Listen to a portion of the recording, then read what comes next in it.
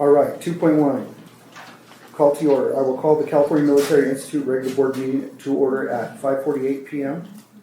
I'm going to ask for a roll call to determine the quorum. Trustee Campos. Here. Trustee Hall. Here. Trustee Stafford. Here. Trustee Anaya. Here. And Trustee Garcia, myself, here. We have established a quorum. Item 3.1, revision, adoption, ordering of agenda, April 8, 2026. Do I have a motion? So moved. Is there a second? Second. Any discussion? Seeing none, please vote.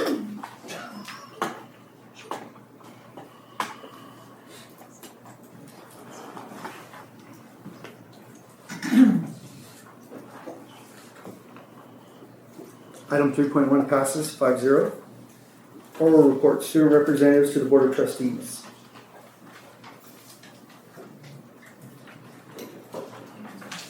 CMI student representative, Cadet Major Blake Almeida.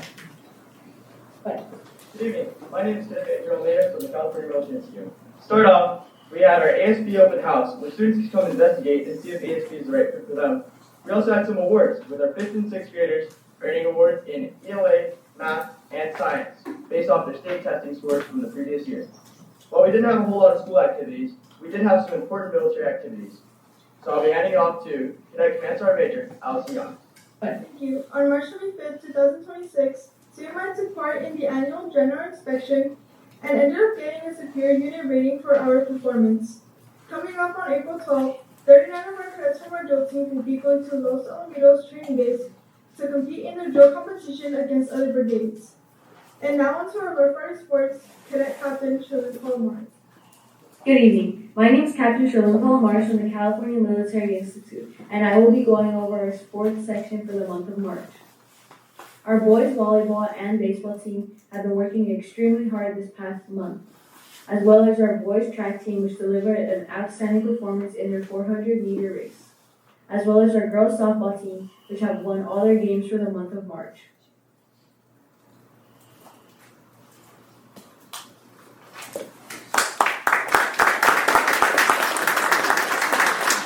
Item 4.2, CSEA President Rose Cook.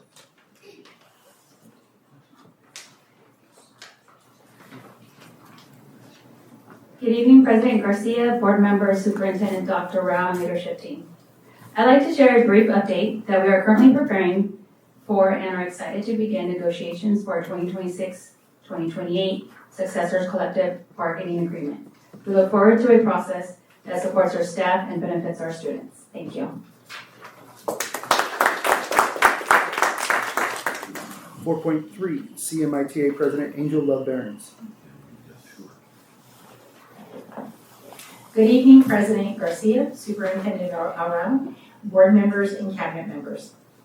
As the collective support for CMI, I would like to put into perspective where CMI sits in the grand scheme of public education in the state of California. In the state of California, there is 1,267 charter schools. The combined student population of the state's charter schools are 727,000, with 41% of those students attending what is considered a high-performing charter school. Approximately 330 of those schools are classified as CMI, as the same as CMI, as a dependent or semi-autonomous as of 2017. This puts us in a very unique category of schools, as we all know what CMI is. This is just a reminder to us all of what is at stake when working together for the best possible everything for CMI and the students we serve. It would be simple for me to stand before you and stress the need for teachers to make more money, have better benefits, but you know that. You know that we need a reasonable work schedule, better classroom sizes, supplies, as well as the best appropriate curriculum possible.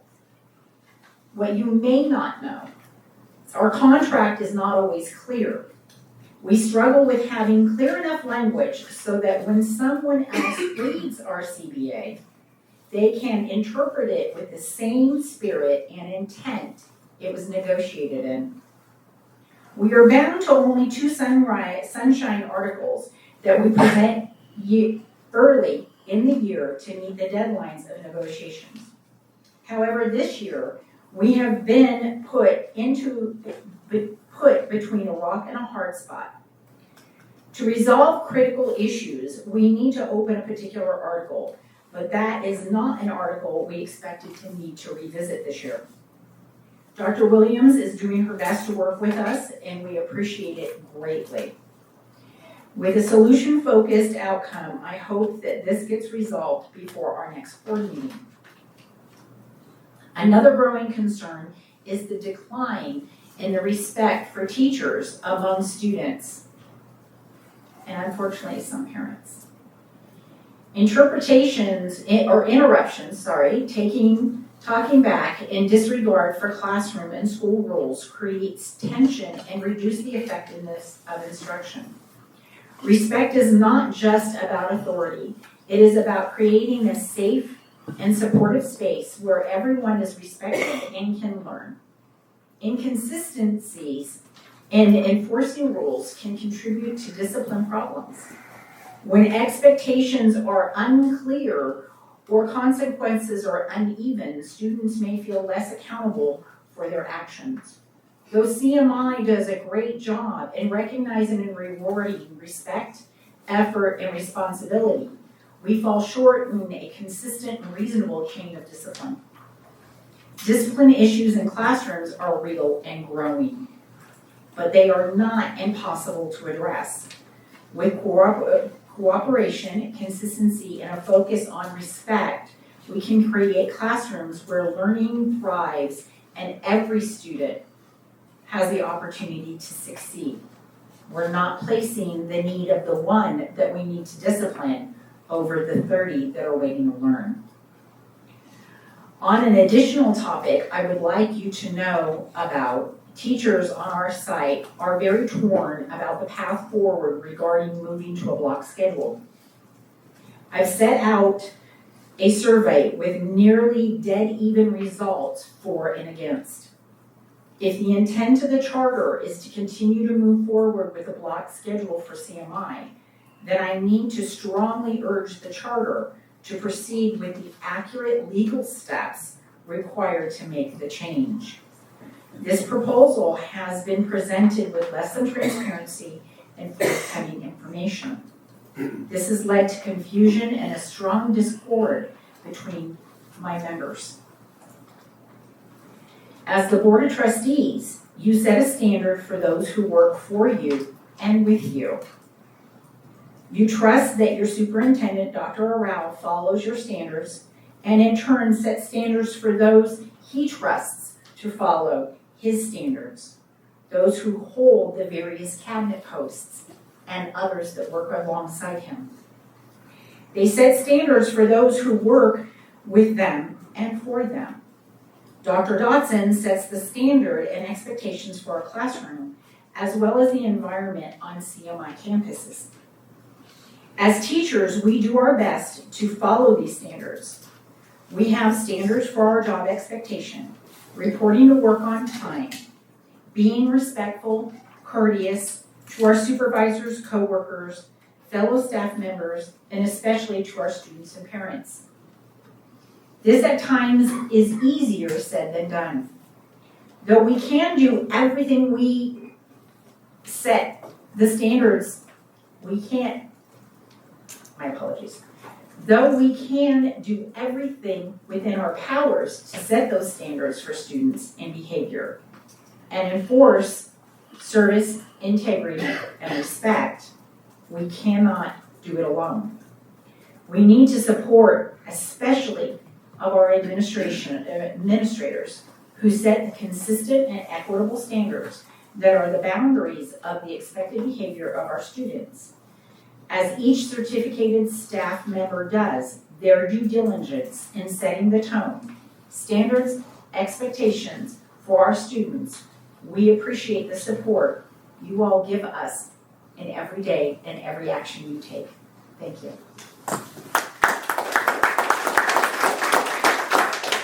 Item 4.4, principals update.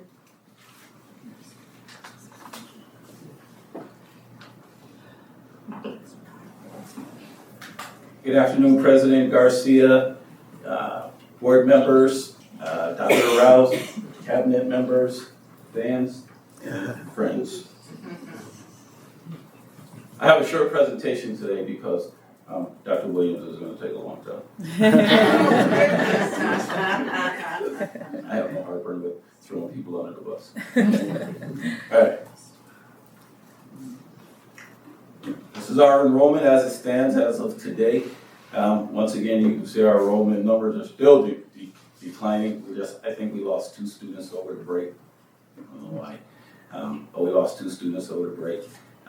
That's one of the reasons why I'm pushing hard to increase our lower middle school, 5th grade and middle school numbers, so that we can continue to have these high numbers when we get to high school. Once again, like I mentioned last board meeting, when students are going to leave, more often than not, the students are going to leave CMI. They're going to leave between 8th grade and 9th grade, so they will do their high school grades at a comprehensive high school. And I can understand some of the reasons why, but not all of the reasons why, because we're such a great school. So whatever reason students are leaving, it's unclear to me. So these are some of the upcoming events and the current status of our school. We have upcoming parent workshops, and we have college career day on May 7th and transition to high school on April 20th. Our seniors are celebrating Decision Day on Friday, May 8th, which is a very exciting day for all of our seniors who are going to sign their letters of intent, and that's a very exciting day for any high school principal. Our state and AP testing season is here. Our students are working hard to pass those tests with flying colors. We just completed and successfully completed our LPAC testing. We tested 86 students, all of our LPAC students, our ELAC students, I should say, our EL students. And then we have our ELAC committee drafted and passed the SPSA Goal 5, and the school site council had a vote on it and approved it, so that's a good thing moving forward. And our next steps is waiting for the LPAC scores to arrive, and it's anticipated that they're going to come back in early May. We are hoping to achieve the same type of success from this year's group of students as we did last year, and that we reclassify at a high level like we did last year. That's our expectations.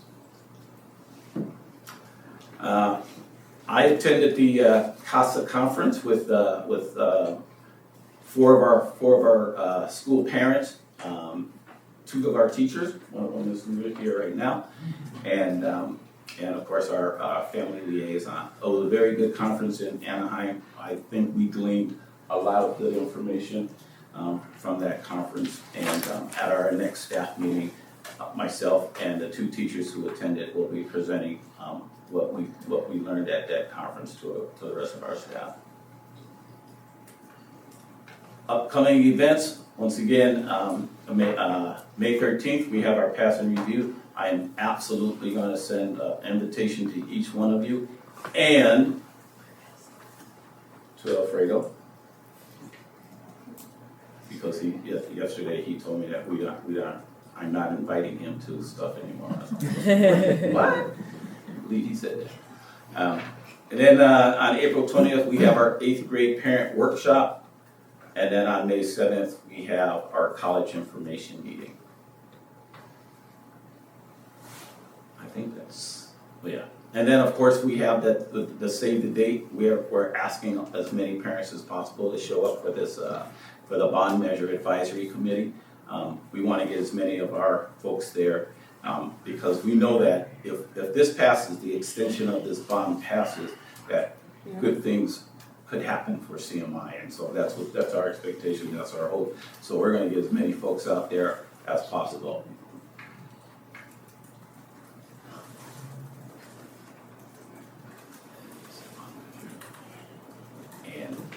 Pending any questions, that concludes my presentation.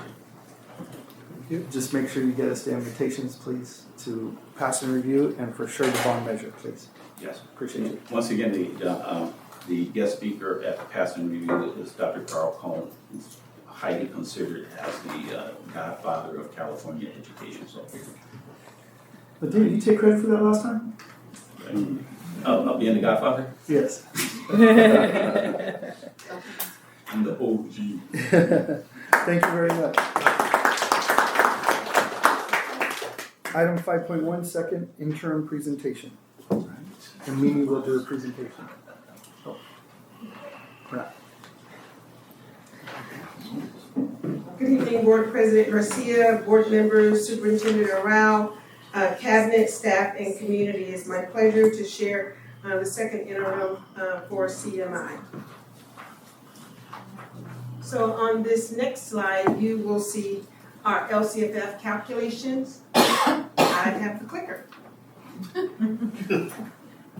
You will see here, these are our calculations for our students in grades 4 through 6. The total LCFF funding for ADA for those students is $14,256. And that same applies to 7 through 8. And then we're looking at our students in 9 through 12, $17,784 per student per ADA. Our budget assumptions, this is what we use to build the budget. So as you can see there, enrollment is flat all 3 years. Our ADA remains at that same 94%. Our unduplicated count, we see some shifts there. And as we get more information, as we move into our adopted budget, we'll get more information. COLA, this is what we have on the books right now, and you can see that there. Our STRS rate is flat all the way across, and we are seeing some adjustments as it relates to our PERS. Again, this is how we build our budget. So just taking a look at unrestricted and restricted revenue combined, we have a total of $18.7 million combined for the charter. And that is their unrestricted and restricted dollars, starting from LCFF, federal revenue, other state, other local revenue, and total revenue. On this slide, you're seeing the unrestricted and restricted expenditures combined. So that second column there are the unrestricted dollars, $17.8 million. And then for restricted, you're seeing $2.5 million for a combined $20.3 million in expenditures for the charter. Here's just showing you a comparison between what it looked like at first interim and what it looks like now at second interim. And we're seeing a very slight change of $2,000 overall for revenue for second interim. Next slide, here you're seeing the combined expenditures and changes from first interim to second interim. And you're seeing again, as you look at all of the different categories, we're seeing again a very slight reduction in expenditures of $405,000. Let's take a look at the components of the ending fund balance. Just want to draw your attention to first interim, the ending fund balance was $6.4 million. At second interim, it was $6.8 million, and that was $407 change to the positive. Here, this is our multi-year projection, so we're looking at 3 years out. Current year, 25-26, and then 2 subsequent years. Just want to call your attention again to the ending fund balance and what it looks like in the 2 consecutive years. We are seeing a shift from this year at $6.8 million, next year 4.9 million, and then a drop down to $3 million in 27-28. Those are indicators that we need to pay attention to as we're looking at our expenditures outpacing the revenue. And this here shows you the structural deficit for the charter school. For this current year, it's 1.6 million, and we're seeing an uptick in 26-27 to 1.8 million.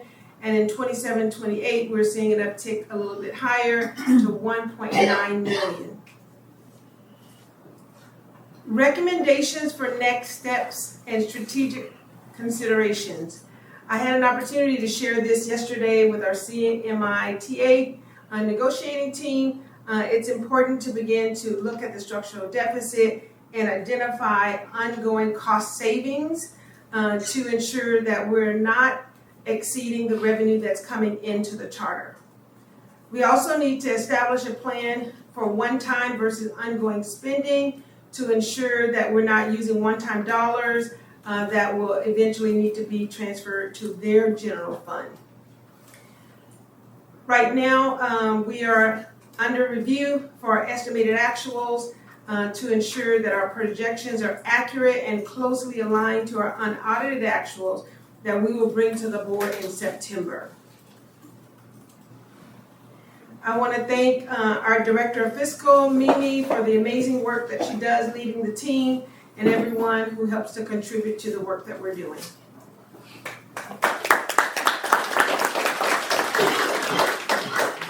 Thank you. Item 6.1, invitation to address the Board of Trustees on non-agendized items. There is one public comment. Individual speakers shall be allowed 3 minutes to address the board on each agenda or non-agenda item. The board shall limit the total time for public input on each item to 20 minutes with board consent. The president may increase or decrease the time allowed for public presentation depending on the topic and the number of persons wishing to be heard. In addition, the president may take a poll of speakers for or against a particular issue and may ask that the additional persons speak only if they have something new to add. Also, what I'd love to add is that the timer will go and then you'll have a warning of 10 seconds? I believe 10-second warning. I ask that you do end your speech before your allocated time. You know, I do want you to be heard, but we have to respect everybody's time too, so everyone else can have the opportunity to be heard as well. And if you continue on going, we'll mute the microphone. If you continue at that point, we'll have you escorted out and law enforcement will handle that at that point. So if you want to call the first speaker, please. Jeffrey Calderon.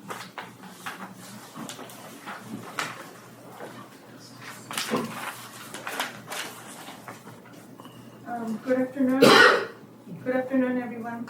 My name is Jemly Calderon. I'm a parent from CMI, and since my time is limited, so Ms. Rowe is gonna help me to read it what I bring to you guys today.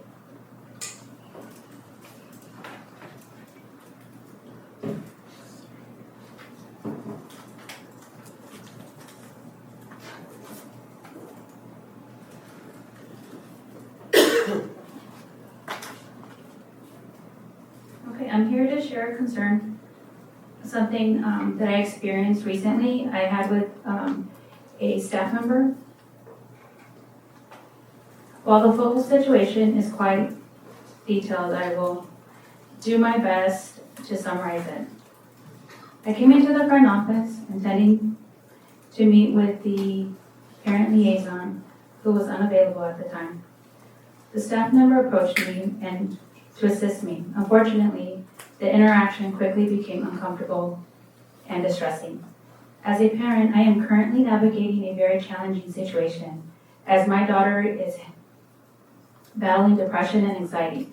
This is a deeply sensitive and private matter for our family. During our conversation, the staff member asked me to discuss confidential information in the front office. In the presence of other parents. The lack of privacy was extremely inappropriate and left me feeling embarrassed and exposed. Additionally, her tone and comments were unprofessional and dismissive.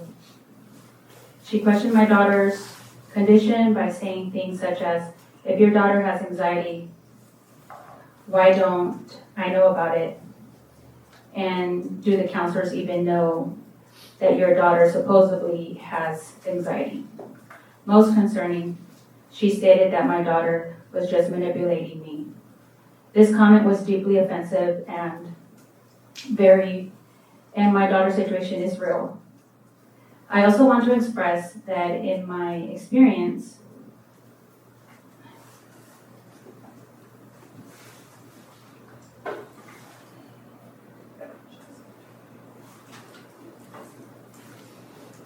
she did not demonstrate empathy or respect during this interaction. Families who are going through sensitive situations need to meet with understanding and professional people. I am not speaking only for myself. I'm speaking on behalf of other parents who are afraid to come forward and share their experiences due to fear of being treated different. My daughter is not being manipulative. She is struggling and is trying her best to get better. As a parent, I expect compassion, professionalism, respect when dealing with sensitive student matters. I am bringing this to your attention because no parent or student should have to experience a breach of confidentiality or feel dismissed in this way. Thank you for listening. Thank you. Just to let you know, Dr. Dotson will have a conversation with you. I met with her. Oh, I perfect. met with him today. Thank you. All right, moving on. Item 7.1, consent calendar. Approval of consent calendar items. Do I have a motion? So moved. Thank you, Trustee Anaya. Is there a second? Second. Thank you, Trustee Stafford. Any discussion? Seeing none, please vote.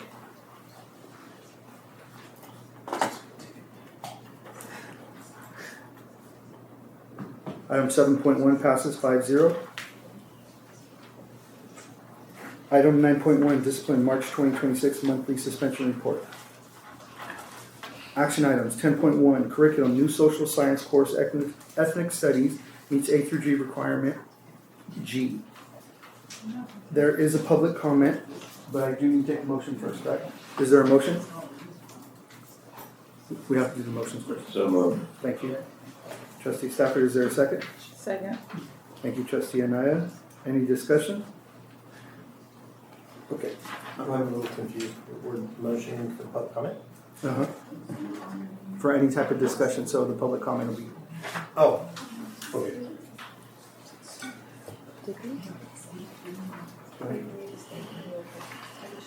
No comment because I read it.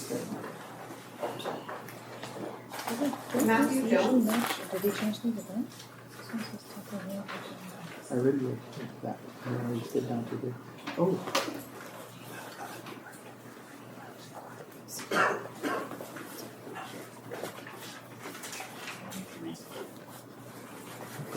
Good. All right, good evening, President Garcia, members of the board, cabinet, family, friends. My name is Matthew Jones. I am one of the teachers at CMI. I teach ethnic studies and also help develop the course with some of the other teachers here at Garcia High School District. And I just want to talk about the course and teaching. So this course honestly has been something we've been working on for years, and it's been with one clear intention, and that is with a focus on the students. And I just want to talk about some of the student responses that we've gotten from the course. So one of the most powerful things is how students themselves have responded across the board. We've seen common themes. Students consistently share that the course has helped them better understand their own identities and histories, while also learning about cultures, perspectives that often are not fully explored in traditional courses. They often talk about getting a more honest understanding of history, not to place the blame, but to better understand the world in which they live in, and the world and how they could possibly impact it. They describe being more thoughtful, more empathetic, and more aware of other people's experiences.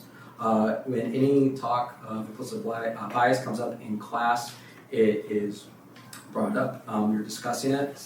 We're giving the students the opportunity to debate it using resources, class discussions, craft seminars, and the like, to make sure that both sides are being discussed and that the students are forming their own opinion, who's not coming from the teachers there as the facilitator. Academically, the course is doing exactly what we hoped a strong social science course would do.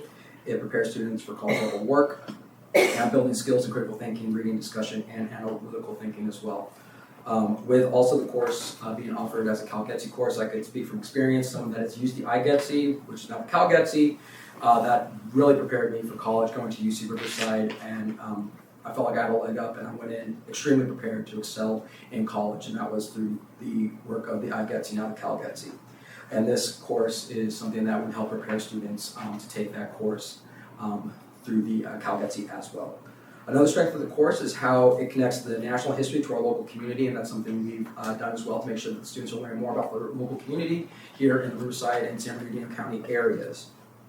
They're able to see the broader American experience and how people and their stories are reflected right here in their hometown. Ethnic Studies has helped students feel seen. It has helped them feel that their stories matter. When students feel connected to what they're learning, their engagement has increased and their achievement has increased as well. As someone who helped build the course, I can say that every decision was made with intention. It's not just another class, but an opportunity for students to grow as thinkers and learners and members of a diverse society. And with 20 seconds left, I just want to read really quickly one student comment that I feel sums it up. In my opinion, ethnic studies should continue to be taught in high school because it helps students better understand different cultures, backgrounds, and experiences. It teaches respect and empathy by showing how history and society affect different groups of people in different ways. I also think it's important because it allows students to see themselves represented in what they're learning, which can make school feel more meaningful and engaging. Ethnic studies also helps students think more critically by looking at history from multiple perspectives instead of just one.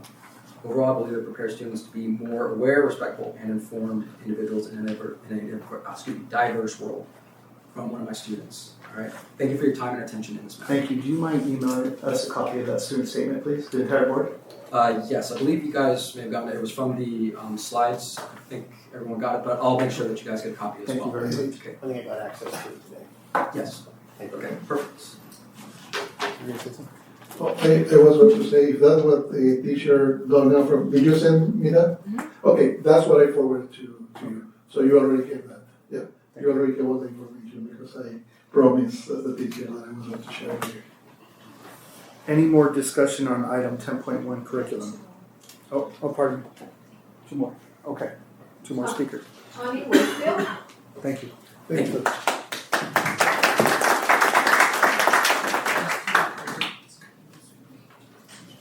Good evening, everyone. For sake of time, I'll just get right to it. I would just ask that the board considers the following in addressing this item. So there have been numerous studies highlighting the impact of the course on academic success and social emotional success.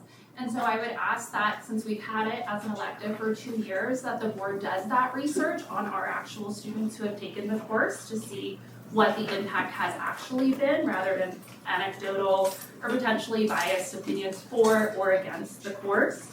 Secondly, as a teacher who works with parent groups and is involved in community service throughout the region, I do worry about eliminating this course and facing a potential lawsuit because there are multiple sections under California Ed Code that could be considered violated if this course was simply removed because the elective course is an excessive expenditure compared to other electives that we offer. It isn't excessive compared to those other electives, and so that issue might be considered irrelevant. And even though it wasn't funded by the state, which is why the graduation requirement is technically contingent right now, it does allow us to fulfill state education laws. And so I do worry about that unlawful discrimination pursuant to section 220, particularly because our currently approved curriculum and novels do not necessarily meet Ed Code section 640, 645, and 648.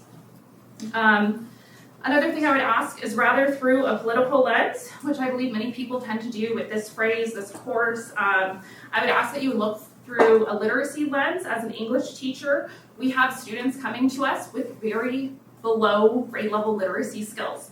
And so for me, I know that it's really difficult for them to find that intrinsic motivation to read. So any text that they're engaging with, they want to talk about, they want to write about, they want to discuss outside of our classrooms is a win, both as a parent and an educator.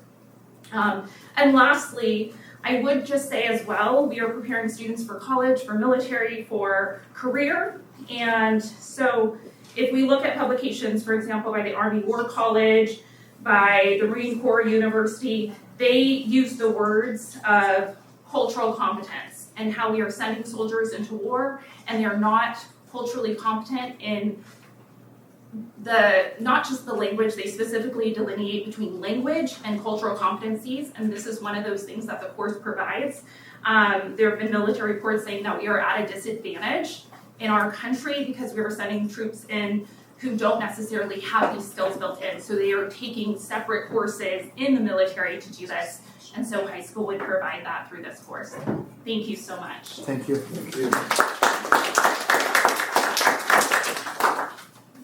Joshua Martinez. He wasn't able to make this, but he was a former student of mine. Thank you. You're welcome. All right, so any more discussion on item 10.1? See none, please vote.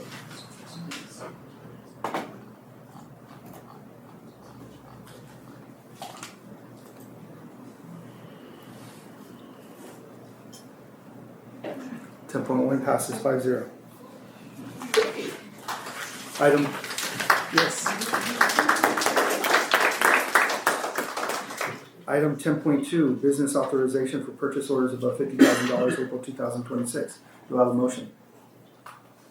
So moved. Thank you, Trustee Hall. Is there a second? Second. Thank you, Trustee Stafford. Any discussion? See none, please vote.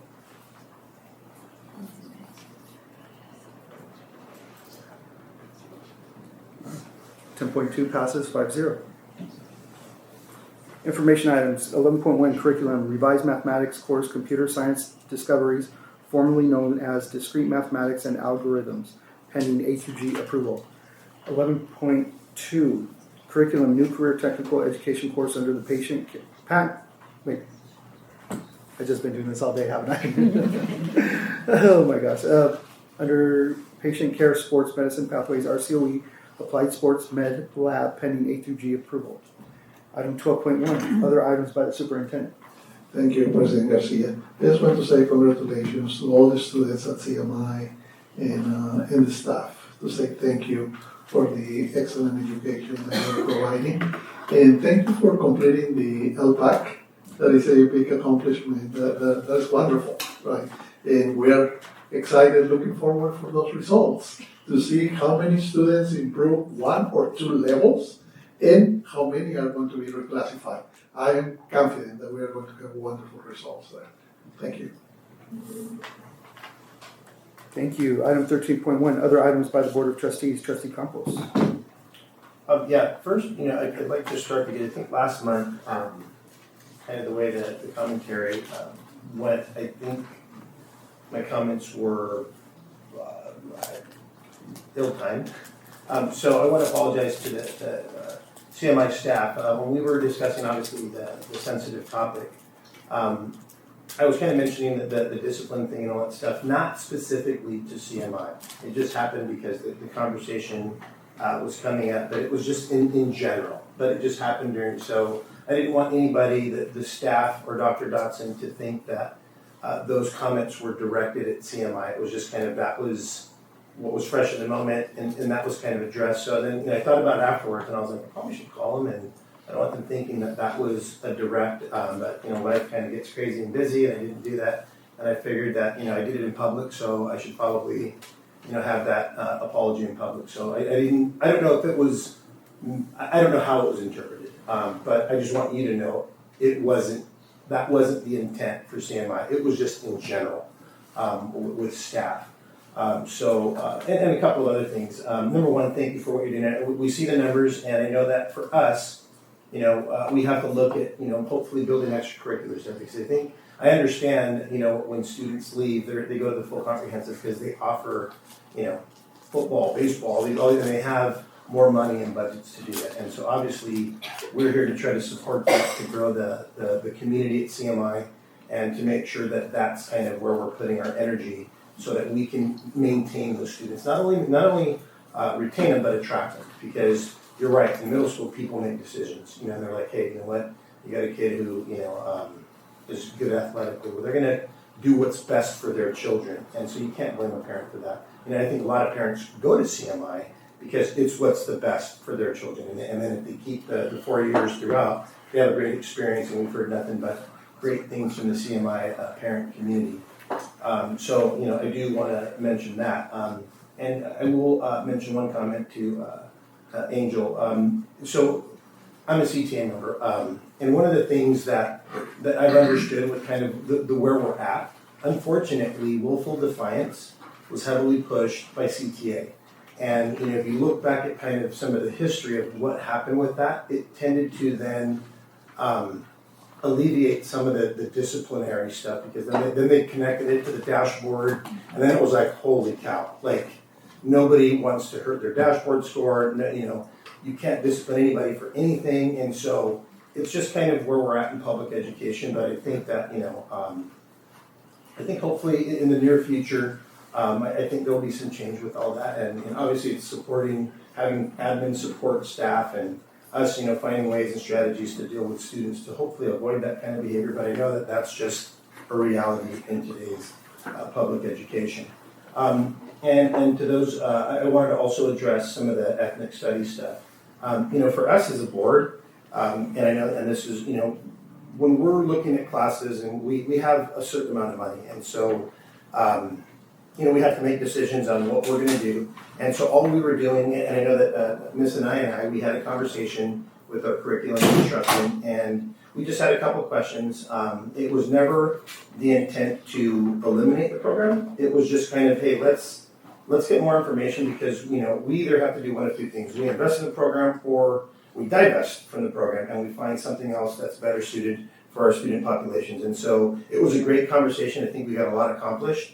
And at that meeting as well, it was kind of like, the meeting wasn't called to like pull the plug on it. It was just called to, hey, let's have a discussion on some things, because it could be, depending on how it's taught, it could be like a dumpster fire, and it could also be a very productive and learning environment for students. And so, and our job obviously as board members is to make sure that we're overseeing that and going from there. So that was pretty much it. Dr. Dodson, please thank Blake Almeida, because I didn't realize he was a gentleman when we went to the ball. Mm-hmm. He actually, when we were leaving, went out of his way to say goodnight. And he was having fun, he was dancing. It was kind of funny because he was doing his thing, and then he was stops, and he goes, okay. And so I didn't realize that was him, and then when I saw his picture, I was like, oh, that's the kid. And so please send my thanks to him. He's obviously a great young man, very respectful, it looks like accomplished. So I just want to make sure that I shared that. So that's it. Thank you, Thank you, guys. Trustee Hall. Yeah, it's always hard to borrow Steve to take everything out of it. Ms. Engel, high standards and high expectations. That's my goal and everything. So we got to make sure that everything in our schools is high expectations and high standards. Just watching you guys grow over there is great. Everything that you guys are doing, and like Mr. Campbell said, we got to get some great programs in there. We're fighting and working on getting that stuff going for you guys. So just want to say thanks. Thank you, Trustee Hall. Trustee Stafford. Just wanted to say thank you to Mr. Jones for your presentation. Appreciate that, bringing that to our awareness, your international awareness. It really hit a note with me, because everywhere you go, you have to learn the lay of the land, the language. Right here in our own country, you have to be aware of where you are and what's going on around you at all times. So, very supportive of what you're doing and what you're trying to accomplish. So. Thanks so much. Okay, thank you. There was one other thing. The parent that spoke about the privacy concern, I'm sure Mr. Dodson will handle that, but I can hear her concern, because if you go into a doctor's office, you don't like someone standing right next to you listening to what your private concern. So thank you for handling that, Mr. Dodson. Appreciate that. Okay. And I will see you at your passing review. And thanks for your presentations. Thank you. Thank you, Trustee Stafford. Trustee and I. I'm just going to piggyback off of everyone, but the one thing that really caught my attention was, Ms. Behrens, how you mentioned the disciplinary in the classroom. And I really hope we can start making that more of a priority. I have triplet boys that are, you said you taught middle school, they're in middle school, and I can vouch that that age is so annoying. And it's my own kid, so I make sure to email the principal and tell them, if anything, if my boys act up, call me. And I know I was expecting one call here and there. I got a call every week because there's 3 of them. And but it brought the problem to my attention, and I was able to address it at home. And I'm gonna advocate for more parent involvement, for more being able to open up that conversation with parents, because a lot of times parents don't know, and they're just assuming their children are angels. That's what I assumed. And then that comment gets brought to me as a parent, and I'm like, oh no, that's not okay. So now every time I leave, my kids get out the car, I indoctrinate them, be a blessing, not a burden, be a blessing, not a burden. And I completely understand the age. I love them. I love that age because they're finding themselves, and they're going through puberty and becoming little men, little boys, children to little men. And I love seeing that transition, but I completely understand the frustration of finding yourself. So I'm going to definitely be an advocate on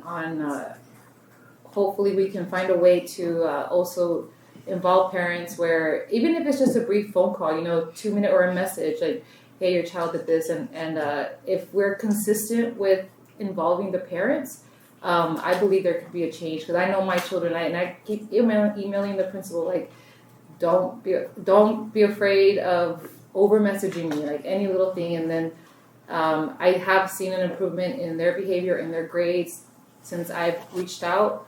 But don't wait for the parents to reach out, and encourage your teachers to involve parents. And that's all I can really speak on that behalf. Thank you for your comment. The English teacher, I'm sorry I forgot your name, but you really made a good point about how when we go to other cultures and we don't understand. My son's actually going to be going to the Air Force soon, so that's something that kind of clicked in my head, like, yeah, I need to make sure he's aware that he's going to be traveling a lot, and not to look at those different practices as weird, but as it's you don't understand it, but don't shy away from it because you don't understand it. Take the time to understand it. So I thank you for your comment. And that's it for me. Thank you, Trustee Anaya, and myself. Ms. Behrens, I'm going to address your comment first, and then I'm going to come with, I think, is a solution to the problem. So willful defiance, like Trustee Campos said, was started through politics. It wasn't necessarily something what's best for children. We thought it was, but it really wasn't. It was more political. So my solution is Dr. Dodson, and of course with the direction of the board, which I'll also put on for future board topics to make it an action item to give direction. I would like to form a committee with parents and staff so that way you could address the discipline policy because it's a charter school. And that way everybody has input. And from there you guys do what you have to do. Is that okay? Does that meet your need? Okay. All right. Thank you. Item 14.1, future board topics. Are there any future board topic requests from board members? Trustee Campos. No. Thank you. Thank you. Trustee Hall? No, not at this time. All right. Trustee Stafford? I just want to tell you to make your wish list. You may not get it, but have the list. The list I made years ago for school, Heritage. I didn't see any of the things when I was working there, but after I left, they took care of it. So think for the future. Okay, and you guys are doing a great job, so thank you very much. Thank you. Trustee Anaya? Thank you. And then I'm going to reiterate what I just said.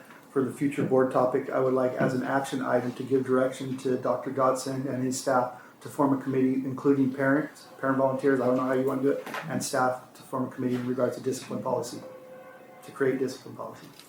Thank you. Do I have a motion to approve the future board topic request? Second. Okay, Trustee Hall, and then second was Trustee Campos. Thank you. Any discussion? See none? Please vote.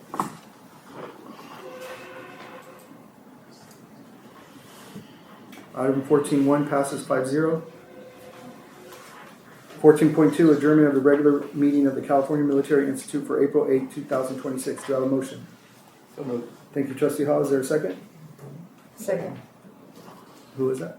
Campos. Campos, thank you. Any discussion? See none? Please vote.